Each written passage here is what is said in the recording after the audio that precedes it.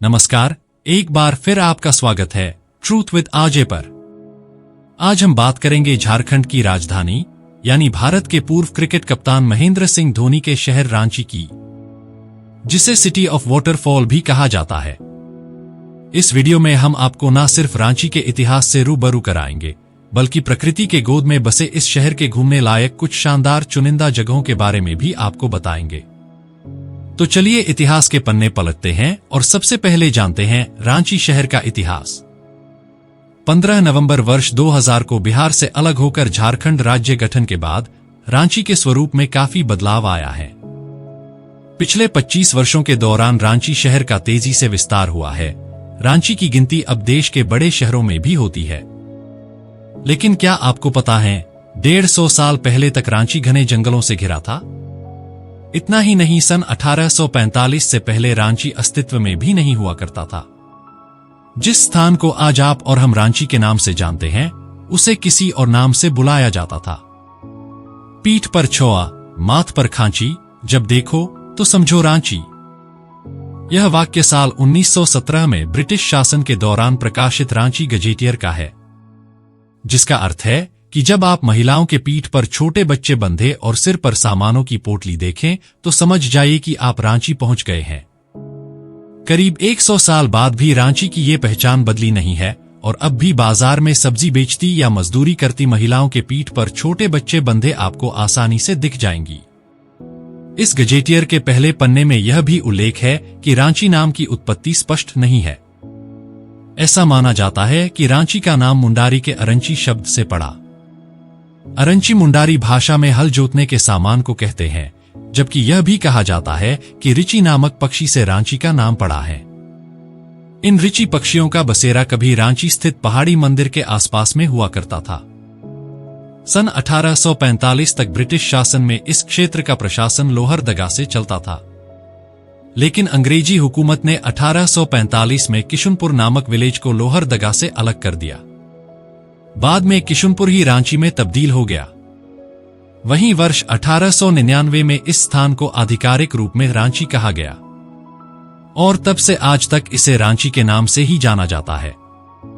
Richie पहाड़ी मंदिर की 100 साल पुरानी कुछ तस्वीरें भी मौजूद है, जिसमें यह साफ नजर आता है कि आज जिस शहर की आबादी 12 लाख से अधिक हो गई है, उस वक्त इस शहर के आसपास की आबादी महज कुछ हजार में थी। 1845 में जब लोहरदगा से किशुनपुर को अलग किया गया, उस वक्त तक रांची नाम की कोई चर्चा तक नहीं थी। तब यहां केवल 2-4 गांव थे, जिसमें चुटिया, सिरोमटोली, चडरी, पिठौरिया और पत्थल कुदवा शामिल था। बाद में धीरे धीरे देश के विभिन्न हिस्सों से लोग यहां आकर बस गए। इसके बाद यहां के अपर बाजार और डोरंडा समेत अन्य इलाके लोगों से गुलजार होने लगे। रांची शहर के इतिहास पर अगर नजर दौड़ाए तो पता चलता है कि वर्ष 1947 में देश की आजादी तक शहर का स्वरूप ज्यादा बड़ा नहीं था। पुरानी रांची और रांची झील से पश्चिम में थोड़ी बहुत आबादी थी, जबकि चुटिया और बहु बाजार का मुख्य केंद्र था। वहीं ब्रिटिश काल में बड़ी संख्या में बंगाली समुदाय के लोग थड़पखना, वर्धमान कंपाउंड और काके रोड में आकर बस गए। गुदरी आजाद बस्ती में मोची और सफाई कर्मी रहते थे। पुरानी रांची को आधुनिक रांची बनाने में बंगाली समाज का बहुत योगदान माना जाता है। जानकारों की माने तो आजादी के पहले से ही रांची में बड़ी संख्या में गुजराती और कच्ची समाज के संपन्न व्यवसायी रहते थे, लेकिन अपनी दूरदर्शिता की वजह से वे दुर्ग भिलाई में कल कारखाने खुलने पर वहां जाकर बस गए। आज से करीब 150 साल पहले रांची में एक भी उद्योग धंधे नहीं थे। सरकारी नौकरियों की संख्या भी सीमित थी। उस वक्त प्राइवेट क्षेत्र में भी नौकरियां नहीं के बराबर थी, जिससे पूरी अर्थव्यवस्था कृषि और व्यवसाय पर निर्भर थी। शहर में अलग अलग पेशा के कई स्थायी केंद्र थे, जिनमें किराना, कपड़ा, ज्वेलरी, लोहा और हार्डवेयर के लिए अपर बाजार इसका मुख्य केंद्र था। लोहरा कोचा और चडरी में लोहरा समाज बहुतायत में थे। उस समय रंग रोगन के लिए चूना ही चलता था, जबकि भवन निर्माण के लिए भी चूना का उपयोग सीमेंट की जगह होता था। इसका भट्ठा कोकर और पहाड़ी मंदिर के पीछे इरगू टोली में मौजूद था। चर्च रोड, दुर्गा मंदिर के पीछे चूना और नील का सबसे बड़ा बाजार होता था।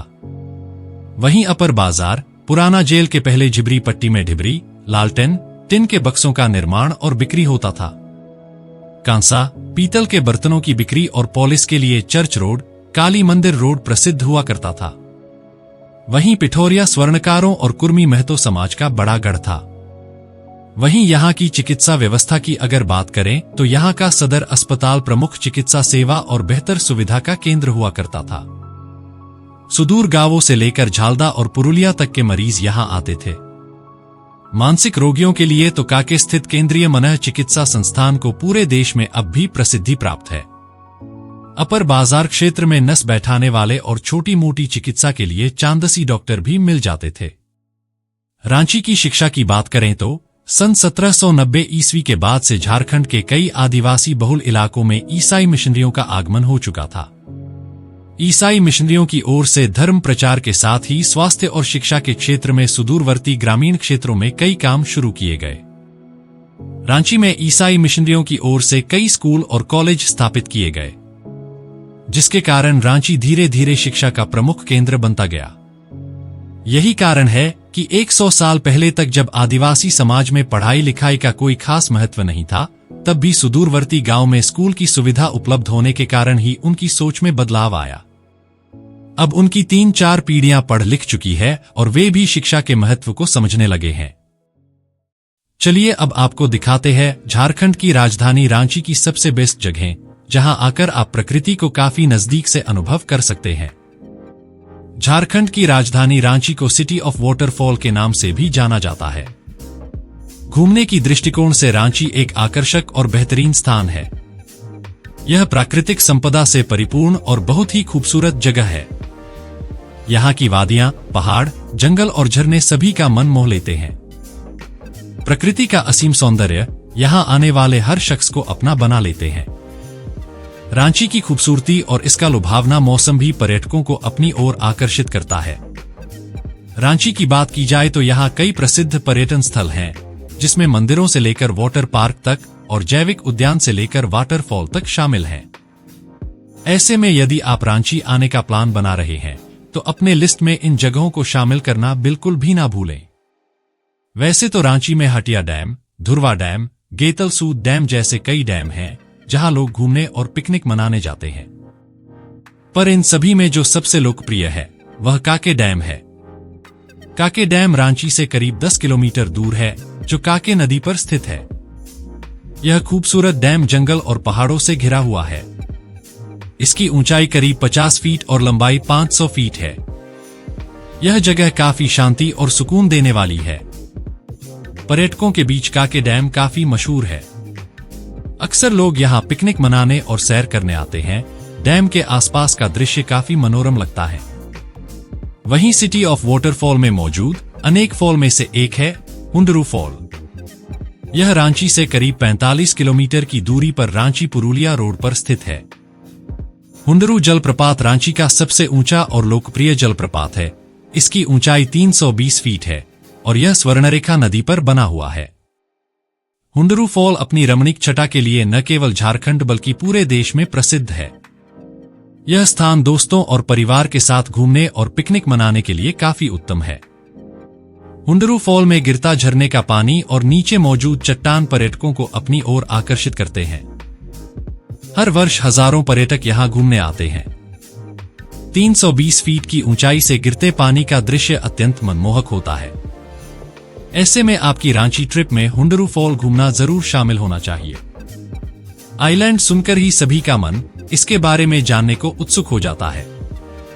रांची से करीब 25 किलोमीटर की दूरी पर मौजूद है रुक्का डैम यानी रोज आइलैंड। रुक्का डैम, जिसे लोग गेतलसूद डैम भी कहते हैं, रांची का सबसे बड़ा कृत्रिम डैम है।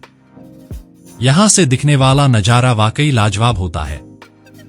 खासकर सनसेट यहां से काफी मनभावन दिखता है। बात अगर रोज आइलैंड नाम की करें तो डैम का क्षेत्र समतल आइलैंड की भांति लगता है। शाम के वक्त जब यहां सूरज ढलता है तब डैम का पानी पूरी तरह से लाल हो जाता है और वातावरण में गुलाबी छटा छा जाती है। इस जगह की इसी खूबसूरती को देखकर इसे रोज आइलैंड के नाम से जाना जाता है। यह जगह अपने खास लोगों के साथ समय बिताने के लिए बिल्कुल परफेक्ट है। मां देवड़ी मंदिर रांची में श्रद्धा का महत्वपूर्ण केंद्र है। यह मंदिर रांची से करीब 60 किलोमीटर दूर तमाड़ में मौजूद है। इस मंदिर में आकर्षण का मुख्य केंद्र 16 भुजी मां की 700 साल पुरानी मूर्ति है। रांची आने वाला हर श्रद्धालु मां देवड़ी के चरणों में जरूर नतमस्तक होता है। भारतीय क्रिकेट टीम के पूर्व कप्तान महेंद्र सिंह धोनी का भी इस मंदिर से खास लगाव है। इस मंदिर में आकर लोग एक जुड़ाव और शांति महसूस करते हैं। मां देवड़ी अपने भक्तों के कष्ट हरकर उन पर अपनी कृपा बरसाती है। टैगोर हिल। जी हां, इस हिल का नाम महान कवि रविंद्रनाथ टैगोर पर रखा गया है। ऐसा माना जाता है कि उन्होंने अपना बहुत लंबा समय यहां व्यतीत किया था। यह मुरादाबाद हिल के रूप में भी जाना जाता है। इस जगह से आप शहर के सुंदर दृश्यों और स्पष्ट नीले आसमान का आनंद ले सकते हैं। साहसिक चीजों का शौक रखने वालों के लिए यह पहाड़ी बहुत लोकप्रिय है। यहां आप रॉक क्लाइंबिंग और ट्रैकिंग का प्रयास कर सकते हैं। पहाड़ी के आधार पर रामकृष्ण मिशन आश्रम, कृषि वोकेशनल इंस्टीट्यूट और दिव्यायन का केंद्र है। वहीं रांची का पहाड़ी मंदिर शहर का सबसे शानदार जगह है। यह 2140 फीट की ऊंचाई पर रांची पहाड़ी पर स्थित है। यहां साल भर शिव भक्तों की भारी भीड़ उमड़ती है। खासकर श्रावण महीने के दौरान यहां बड़ी भीड़ होती है। मंदिर भक्तों के बीच पूजनीय है।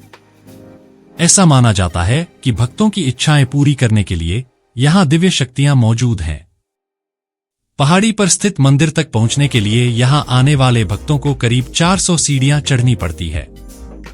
यहां आप सुबह, दोपहर और शाम को भी आ सकते हैं। इसके अलावे भी रांची में ऐसे दर्जनों मनोरम जगहें हैं जहां आप न सिर्फ घूमने का भरपूर आनंद उठा सकते हैं, बल्कि प्रकृति को भी बहुत नजदीक से निहार सकते हैं। तो फिलहाल के लिए बस इतना ही। यह वीडियो आपको कैसी लगी यह हमें कमेंट बॉक्स में जरूर बताएं। साथ ही यदि वीडियो पसंद आई हो तो कृपया चैनल को सब्सक्राइब करने के साथ वीडियो को लाइक और शेयर करना ना भूलें। धन्यवाद।